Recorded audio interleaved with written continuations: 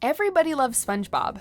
Well, mostly everybody. Welcome to WatchMojo.com, and today we're counting down our picks for the top 10 SpongeBob characters who hate SpongeBob. Before we begin, we publish new content every day, so be sure to subscribe to our channel and ring the bell to get notified about our latest videos. For this list, we're looking at characters from SpongeBob SquarePants that can't stand the titular yellow sponge. Number 10, Angry Jack. Angry Jack makes a living yelling at customers to buy his shells in his commercials, but that's all for show. Angry Jacks! I'm so angry about my massive inventory that I'm slashing prices like crazy! Angry Jack is actually quite pleasant in person. At least he was until SpongeBob walked into his shop, looking for a new shell for Gary. Only SpongeBob could bring the real anger out of Angry Jack. But to be fair, SpongeBob did destroy his entire shell emporium. After SpongeBob accidentally breaks every single one of his shells, Angry Jack loses his cool and charges him, literally an arm and a leg, as well as some other body parts. You got 2 arms and 2 legs, don't ya? Yeah? Give me one of each! Okay. Number 9, Kevin C. Cucumber. Let's be honest, this guy totally deserved what he got. All SpongeBob wants is to join his jellyfishing club, the Jelly Spotters. But Kevin doesn't think SpongeBob is cool enough for them. I won't let the guy join the club. I just want to see how many times he can get stung before he goes running home like a baby. So he decides to haze him, telling him that if he completes a series of rigorous tasks, he will be allowed in the club. But after SpongeBob accomplishes each and every task, he learns that Kevin had no intention of ever letting him into the club. Did you think we'd actually let you join the Jelly Spotters? Thankfully, Kevin got his comeuppance at the hands, or tentacles, of some very pissed off jellyfish. Gavin!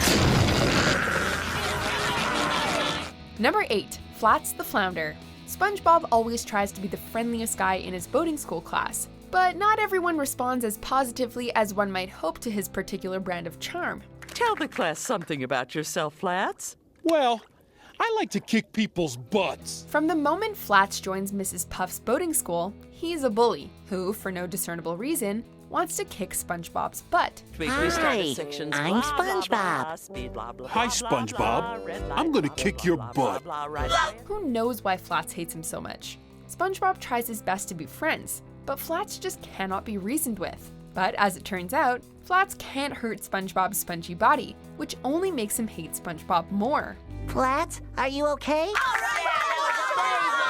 Number 7, Bubble Bass. Yet another character who hates SpongeBob for seemingly no reason. One day he just walks into the Krusty Krab and complains in front of the entire establishment that SpongeBob forgot to put pickles on his Krabby Patty, completely shirking SpongeBob's confidence.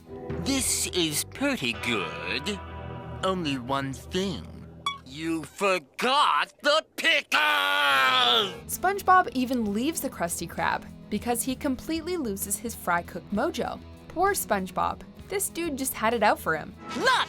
He's been hiding the pickles under his tongue the whole time. But as it turns out, Bubble Bass had lied and was hiding the pickles under his tongue the whole time. And there's my ride. Number 6, Barnacle Boy. This retired superhero sidekick is perfectly happy to hang up his cape and spend the rest of his days living the simple life with his other half, Mermaid Man. Pipe down!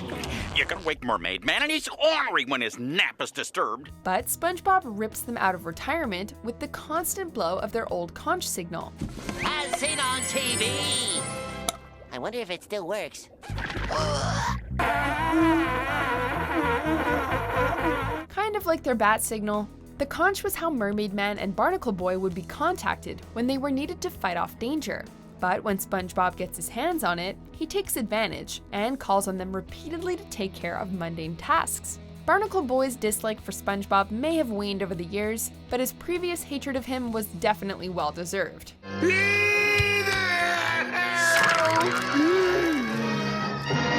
Barnacle Boy!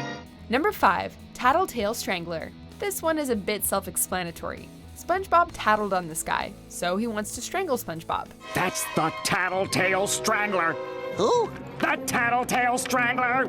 He's promised to strangle anyone who turns him in. Well, you can't say that SpongeBob didn't see this one coming. After SpongeBob turns him in, the Tattletale Strangler vows his revenge. When the Strangler breaks out of custody, SpongeBob fears for his life and hires a bodyguard, who just happens to be the Tattletale Strangler in a brilliant disguise. We could go to my house and turn off all the lights. Perfect. That way no one could hear you being strangled. Protected. However, SpongeBob's own stupidity trumps all of the green fish's strangling attempts, and eventually drives him into madness like only SpongeBob can.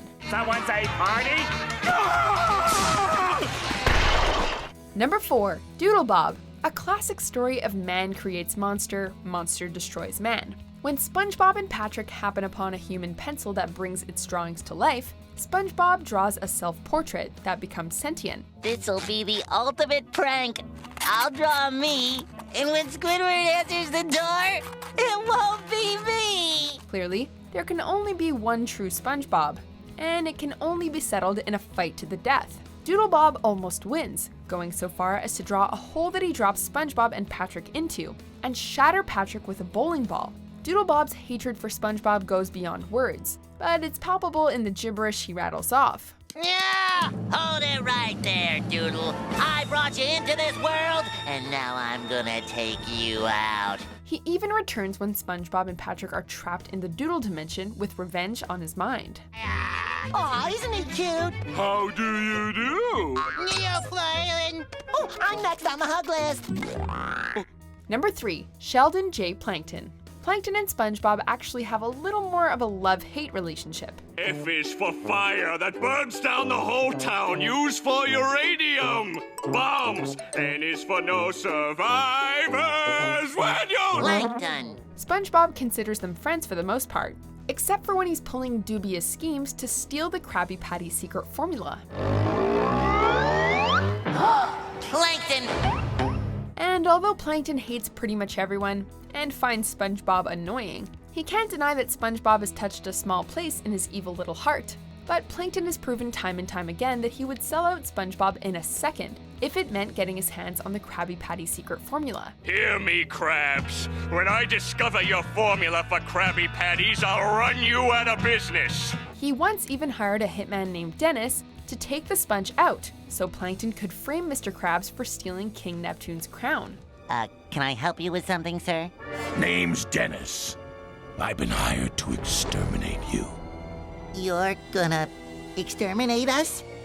Number 2, Mrs. Puff. Poor Mrs. Puff has the terrible task of being SpongeBob's driving instructor. He takes her class every year and fails every year. But this is SpongeBob we're talking about. He doesn't just fail, he fails in style. Oh, SpongeBob! Why? He's wrecked so many cars and even completely destroyed the school on occasion that Mrs. Puff's insurance must be through the roof. She has severe anxiety every time he returns to her class, and even fantasizes about ways to get rid of him. I'll have to move to a new city, start a new boating school with a new name. No. She once passed him just so he would never come back. She even thought that staying in prison was better than dealing with him every day. Oh, Neptune, another year with him. Barnacles, dirty barnacles.